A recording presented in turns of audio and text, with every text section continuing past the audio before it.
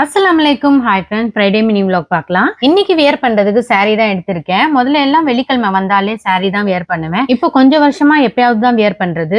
எங்க அம்மா எப்பவுமே வெள்ளிக்கிழமை saree போடுன்னு சொல்லுவாங்க. நான் தான் கேட்க மாட்டேன். இந்த saree 10 வருஷத்துக்கு முன்னாடி வாங்கினது. புருஷாக்கும் மதரசால தான் வாங்கினேன்.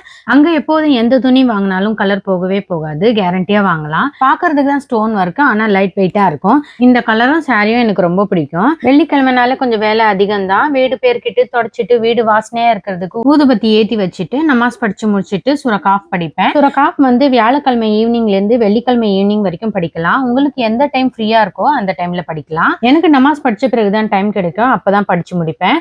மட்டனும் முருங்கா போட்டு காலையிலேயே குழம்பு வச்சு பொண்ணுக்கு லஞ்ச் பேக் பண்ணிட்டேன். துணியும் நிறைய சேர்ந்துச்சு, தோச்சு காய போட்டுட்டேன்.